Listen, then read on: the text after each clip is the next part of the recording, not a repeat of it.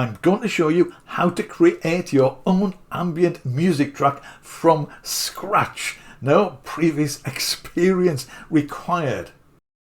I'll show you how to create an ambient chord sequence. I'll show you how to make those chords more, well, ambient. I'll show you how to arrange those chords so they flow smoothly from one chord to another. And I'll show you how to write a melody to go over the top of your ambient chords.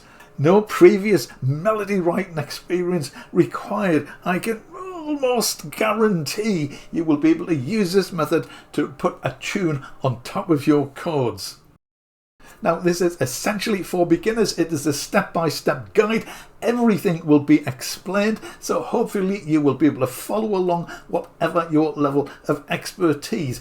If you are a bit fuzzy about chords, I explain exactly how to form them and create them. If you are a bit more experienced and know all about chords and ambient chords, there will be chapter markers or timeline markers or whatever YouTube has decided to call them this month in the description, so you can skip around from section to section, or indeed go back and review a section if you need to. Now, it's not actually difficult to create your own ambient chord sequences, but I will include a couple of ready-made sequences if you like, so you can jump in and get started straight away if you wish.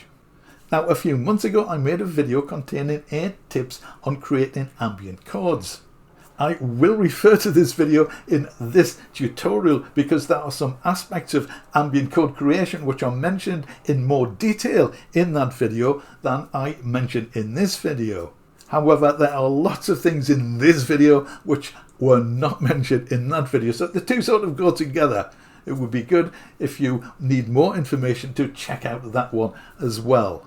In addition, as a bonus if you like, I'll show you how to add another layer to your ambient music track to make it a bit more ambient.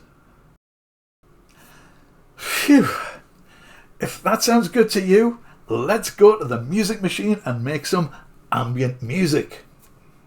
So the first thing we want to do is to select a pad, and as in the previous tutorial, I'm again using Vital because it's free, it's a wavetable synth and it produces a good pad sound. So I'm using this pad sound, but I have reduced the attack so the sound comes in more quickly than it would usually, but I shall put this back to normal when we start playing through the chord sequence. And I've only done this so you don't have to wait 10 minutes while the sound changes from one chord to another. So it's a fairly quick change. So normally the pad changes, the chord changes with the pad would be smoother. Right, so the first thing we have to do is to create a chord sequence, a set of chords. And to keep things simple, we are only going to use the white keys on the keyboard. Bring. So effectively playing in the key of C. Now I shall explain exactly what I'm doing, and you can see on the keyboard down here which keys I am pressing. So hopefully you will be able to follow along whatever your level of knowledge about scales and chords. So with these white keys we can play C major, starting on C, D, E, F, G, A, B, and back to C again. Now to form a chord, all you do is stack thirds on top of each other. So in the key of C, let's start with C. We add a third to that. That's 1, 2, 3. Add another third to that. 1, 2, 3. So we have 2 thirds on top of the C, and that gives us the chord of C major. And that is basic chord formation. Now we can go beyond that. We can create more complex chords by adding more thirds. So we can add another third on top of our C major chord, which gives us a C major 7th. This is the 7th note of the scale, so quite obviously that is a C major 7th. We're not going to get too far into this, but this is just a basic principle of chord construction. So we can go even further and add another third, which is adding a 9th to it. So you can see and hear that the chords are getting more complex and more interesting as we add more notes. we'll come back to this in a moment. So in the key of C, just using the white notes and using our principle of stacking thirds on top of each other, if we start on a different note, let's start on the D and add a third to that and another third to that, we get D minor. And if we start on the E and add 2/3 on top of that, we get E minor. Then we can go to F and get F major. We can move up to G and get G major, and then up to A, and that gives us A minor. There's one chord left, and that is starting on the B, which gives us this chord which no one likes to talk about. It's a diminished chord.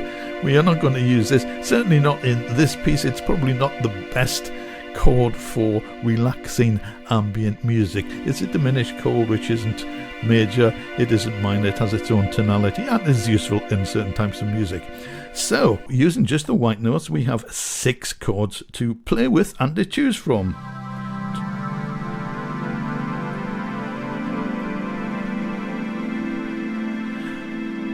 Now here's a really interesting thing, and this is what is going to help you create your own ambient chord sequences. I'm tempted to call it a secret, but it isn't. If you know your way around chords, then perhaps you haven't thought of it in this way, but when I explain what I'm going to say, maybe a penny will drop and maybe you will have a eureka moment. We'll see. So using these 6 chords, we can play them in any order at all and they will still sound good. Waiting for a penny to drop. So I will let you go after watching this video, of course, and just play these 6 chords and see what you think. See if you can come up with a combination which doesn't sound very good. Now, some sequences will sound better than others, but essentially, for the type of vibe we're going for, you can play any of these chords one after the other. So let us start by creating a 4-chord sequence. So we'll start with C. And where can we go from there? We could go to A minor.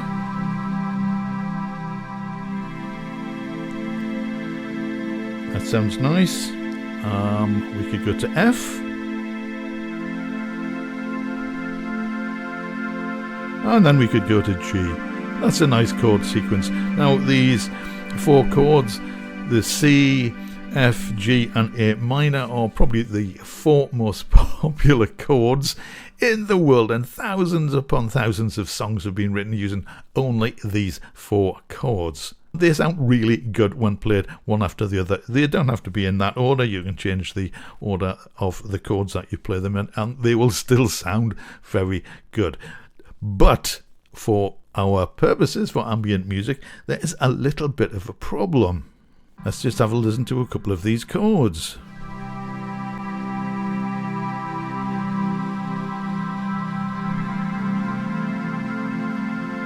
Can you spot the problem?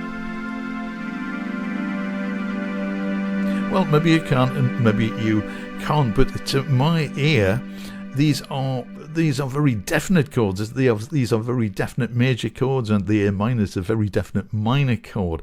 And for ambient music, we want something which is a little bit more ambiguous, shall we say. These are great chords for rock and pop and so on, but for ambient music, it's good to have something with a little bit of a question mark over it. So can we alter these chords to make them a little bit more ambiguous and a little more ambient? And yes, of course we can. Let's start with the chord of C. Now, in the previous video, I did explain how to create different chord types which are useful in ambient music. These included power chord, major 7th chord, suspended chords, and 9th chords. So if you're a bit fuzzy about different chord types, you might want to check out that video. We're going to use a couple of those chords in this sequence. We are going to ambientize the chords. So let's start with the C. What can we do with this? Well, as we did at the beginning, we can add another third to it, and this creates a C major 7 chord. So we've taken the edge, the sharpness, the definite major tonal quality from it. It's still a C chord, but we have softened it a little bit, made it more floaty and more suitable for ambient.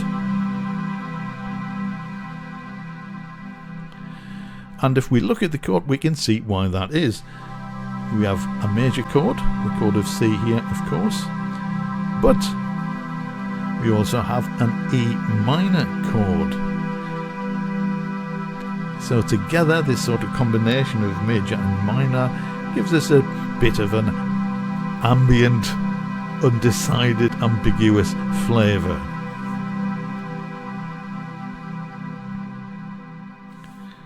So moving on to the A minor chord, what can we do with this? Well, we could add a seventh to this as well, which we do by playing the G up at the top there. So this is A minor seventh.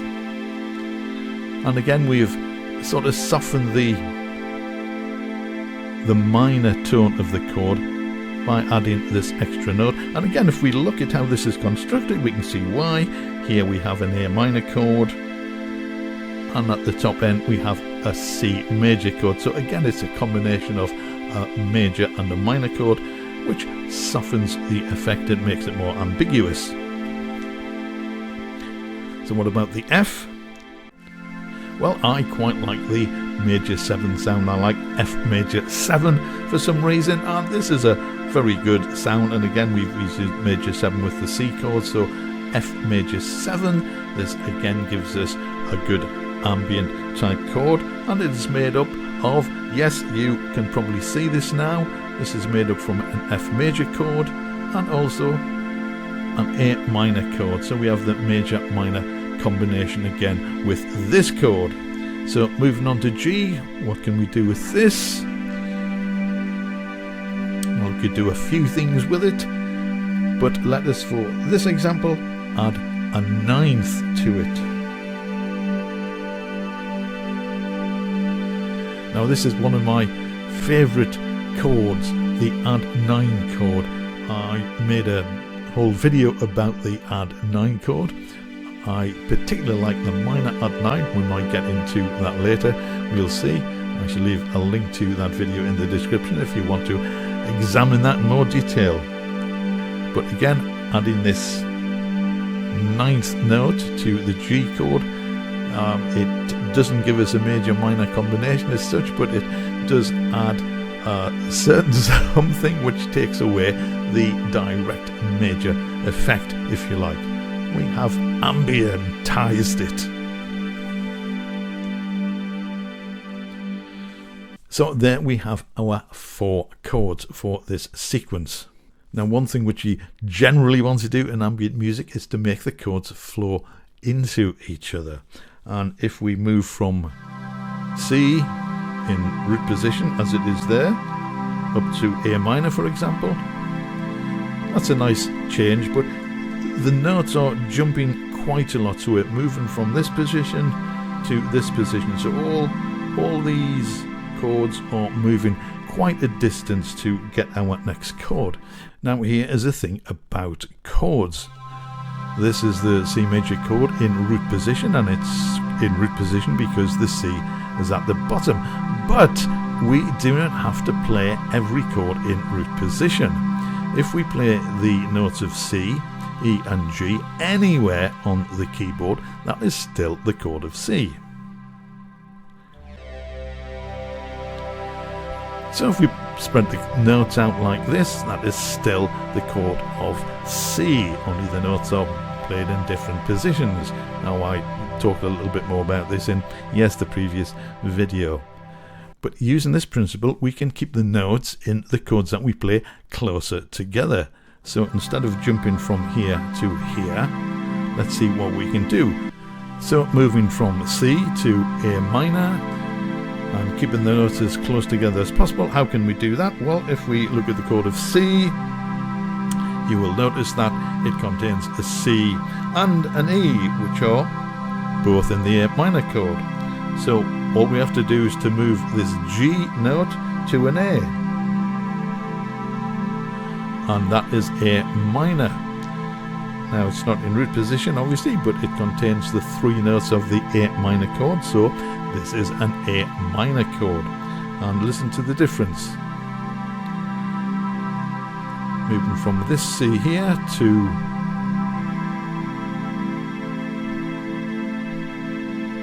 so that still sounds okay, but listen to this.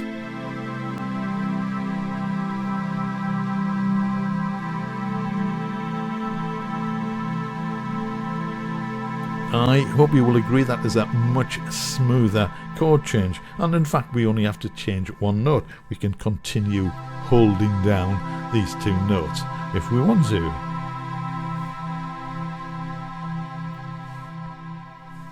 So using this principle, let's see how we can make our chord changes as smooth as possible. So we're starting with a C major 7th, and we want to go to an A minor 7th. How do we do that? Well, we have 3 of the notes already in this chord. So all we have to do is to move this B to an A, and there we have the notes in the A minor 7th chord. Now, if you know a little bit about chords, you might be looking at these notes and thinking, okay, they are the notes in an A minor 7th chord, but they are also the notes in a C 6th chord. So there's our C chord, and just as we can add a 7th to make a major 7th, we can also add a 6th, and that gives us a C 6th chord. Now we can use these in ambient music as well. It gives us a nice, again, a sort of major minor combination. But you may be wondering, is this actually an A minor 7 chord or a C6 chord? Well, here's another one of these little bits of musical interesting snippets. Our ears and our brains get information about the tonality of a chord from the lowest note. So in this case, the C is the lowest note, so our ears would probably interpret this as a C6 rather than an A minor 7. Now, the notes are the same, the tonality is the same, and for all intents and purposes, you might think that's fine and you needn't worry about it, and that's absolutely true. However, if you want to be absolutely, shall we say, correct about it, and you definitely want people or people's brains to know that this is an A minor 6 chord, then all you have to do is to put an A note at the bottom of the chord. And this tells our ears and brains that this is an A chord of some description. Now we have an A at the bottom, so we could release the A at the top there. If you want to, not necessarily essential, not compulsory. It's up to you. You do have a lot of choice when it comes to chord formation. Right, so the next chord is an F major 7th, and again using a similar principle, we already have 3 notes. These 3 notes which are in the F major 7th. We don't have a G and we don't have an F, so we could move that down to an F, and this would give us an F major 7 chord.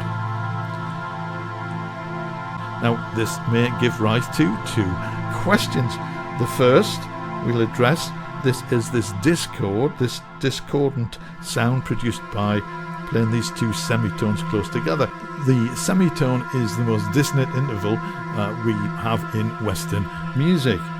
And over the last, well, certainly this century, and probably the last half of the last century, possibly even before that, our ears, our Western ears, have become used to it, and we don't find it as dissonant as people and musicians of earlier centuries may have done so, especially when we add additional notes. So I don't think that sounds particularly discordant. Now, if you played this interval to someone from medieval times, shall we say, they probably would have run screaming from the room and you would have been burnt as a witch. Now, however, although someone may still run screaming from the room, they probably won't burn you because they know that smoking is bad for your health. However, if you are not happy with this interval, you can apply the same principle that we did before. The A is the lowest note here, so some A's may think this is an A chord of some description with this weird, it's technically a flattened 6 chord on top of it. So if you want this to be a definite absolute F chord, then play an F in the bass and we can get rid of the F higher up there. So this is a definite F major 7 chord. And from there we go to our G add 9. Now there's only one note in common between the F major 7th and the G add 9, and that is the A note. So we have to form a G chord, which we can do like that, and add in the A. Now you will notice that we have a massive cluster of 3 notes here. Now I'm listening to this, I still don't think this sounds discordant. I think this sounds fine. It's a very it's a very, very ambiguous chord. It's a chord cluster, it's a note cluster, so it's very difficult to tell what chord it is. Now, if you do know a little bit about music theory, you might be looking at this and thinking, well, yes, this is an A, and that is the 9th, but it is also the 2nd. It's the 2nd note of the G scale. So, yes, we do have add 2 chords as well as add 9 chords, so technically this would be more a G add 2 rather than a G add 9. Now again, I think this sounds alright, but if you wanted to be more correct about it, shall we say, then just play a G chord there and add the 9 up here. And while the previous chord I think sounded fine, I have to say I think this sounds better. Right, so that is just some suggestions on how you can modify the main chord sequence to create ambient chords. And again, I would refer you to the previous video for more ambient chord types that you can use in your chord sequence. Now, having explained and demonstrated how you can move smoothly from one chord to another, I shall give you an alternative method of doing this, which you may find easier or you may want to use from time to time. And quite simply, it involves just selecting it's not exactly random, but a chord, a note range that you like. So for no particular reason, I shall select this octave here, these between these 2 F notes, and what I'm going to suggest is that you form the chord within this range and add the bass note of the chord further down. So we start with the C major 7th. So there is our C major 7th. It's the note in the C major 7th. And to make sure that everyone knows it's a C chord of some description, we play a C in the bass. And we can form the note in an A minor 7 chord, which is those notes, and play an A in the bass. Then we can play F major 7th chord. Now this already has an F in the bass, but we are sort of using notes down here, so you might want to play an F down here. And then for our G add 9 chord, well, we can break our rule and just get my fingers in position. We could break our rule and do that to play an actual 9. Or we can throw caution to the winds and say, well, they are the notes on a G add 9 chord, so I'm just going to play them in our prescribed range. However, you could also, since we are playing a G in the bass, you could remove this G note, which would lessen the cluster effect of the notes.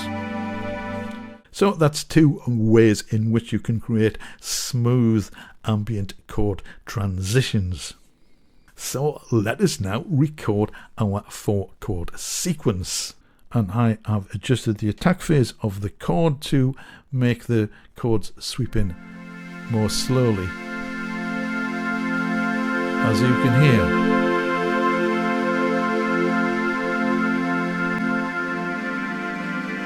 Now imagine if we'd been using that, the video would have been twice as long at least. So to save time, this is the chord sequence which I have already recorded.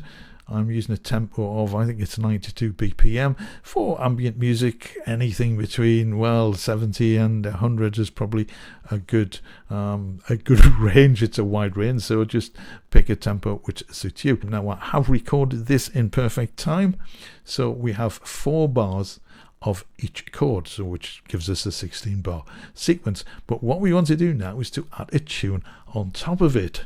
Now we are not actually going to play in perfect time, so I think for an ambient piece like this it's nice to use a piano sound with lots of reverb. Obviously this is, I don't know if you can hear the hammer being released there. It's a nice touch. This is the noir piano. But you can use any piano, the built-in piano that comes with your DAW, where it will be absolutely fine. I've added some reverb. We'll get the effect in a moment. So I'm going to play through the chord sequence and I'm going to explain how to add a tune on top of it. And all you need to do really is just very sparsely add notes from the underlying chord. So let's start playback and I'll play a few notes and see what I can come up with. Just play notes from the chord. Start with C. Just a couple of notes, 2 or 3 notes. It's changing into the A.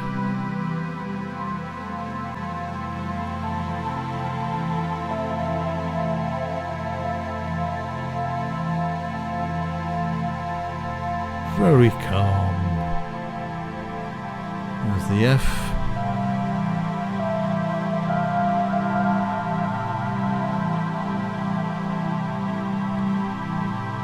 Very relaxing, no hurry at all.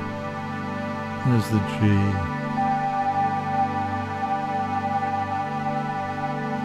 Just one note. Let me go back to the beginning. So let's try some other notes.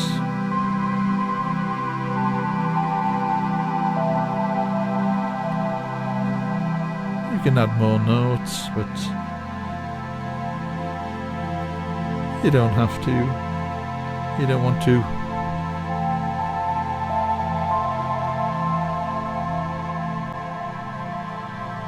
Just relaxing.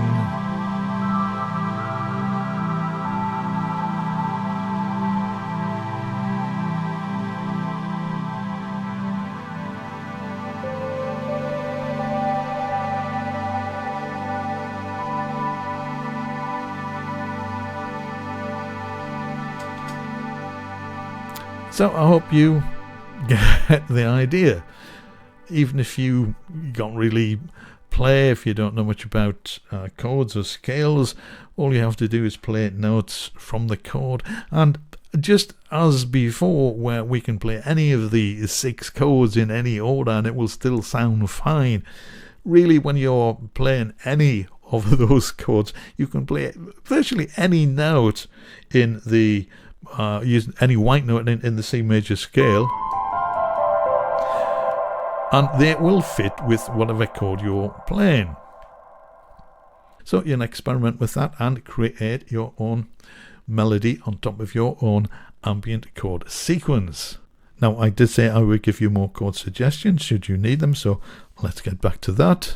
Now we have a 16-bar sequence, so you can loop that a few times to create an ambient track. But if you want to go beyond that and create longer sequences, well, you can just use, again, any of the chords that we've discussed and add them to the ones which you already have. So let's create another sequence which you could use as a new sequence, or add this to the existing sequence. So let's start again with the C chord. Where can we go from here? Let's go to an E minor, and let's go to G,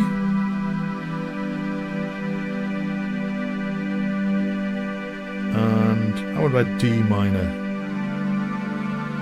That's a nice change. G, D minor, it's a nice chord change. So that's another 4 chords you could use.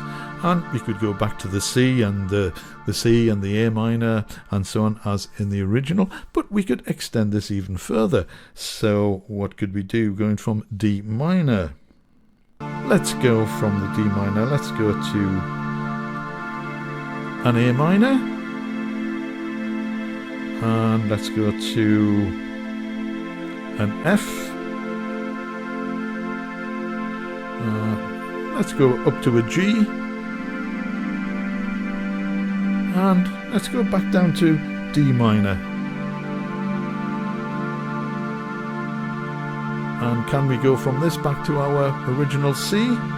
Let's try it. Yes, of course we can, because any of these chords can be played in any order.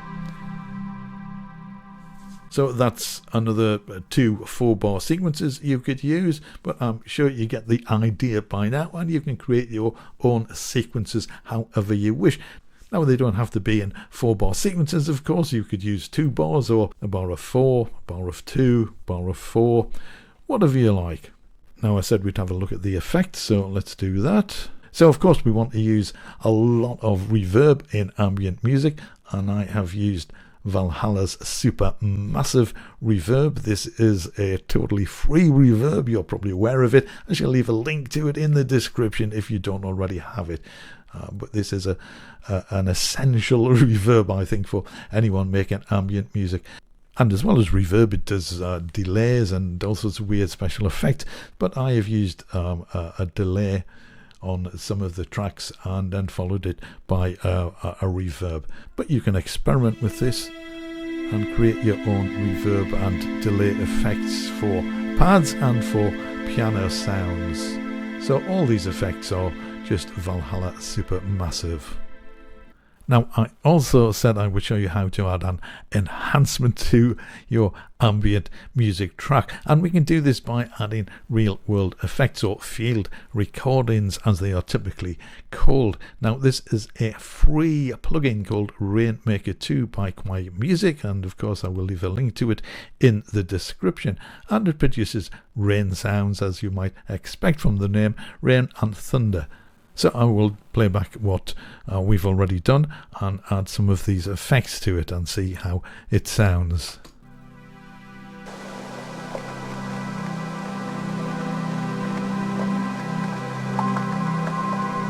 It's very relaxing, the sound of rain, for some reason. We can add a bit of thunder as well.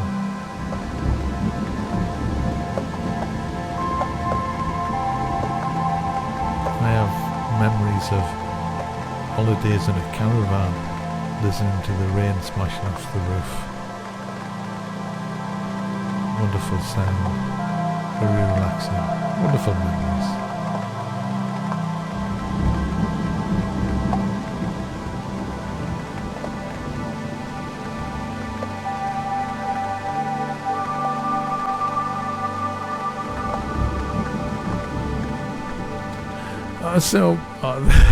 There you are. This is a super free plugin for adding rain effects, but of course there are lots of field recordings out there, and you can of course do your own. There is a super set of field recordings by Luftrum. I made a video about it, which I will also leave a link to in the description. If you check out that video, you will find links to free Lufton field recording downloads, and you can also get a whole bunch of the things. I think it's about a five, I can't quite remember, but very cheap for all sorts. And as well as rain, you can have sounds of water, sounds of the sea, of surf, of bubbling streams, of footsteps on gravel, and all sorts of things like that. Bird sound, sound of the meadow, summertime. So you can create a vast range of ambient music with all sorts of different sound effects included. Right, I hope that has enthused and inspired you to create some ambient music. Switch off this video and go and make some music now. Oh, you're still here. Wonderful. In that case, may I attempt to persuade you to click the subscribe button and ring the bell so you get notified whenever I post a new video, and clicking the big thumb would be a massive help as well. Thank you so much for that. If you have any questions about the ideas discussed in this video, then please leave them in the comments and I will do my best to answer them. Thank you so much for watching. I do hope you found it useful, and we'll see you again in the next video.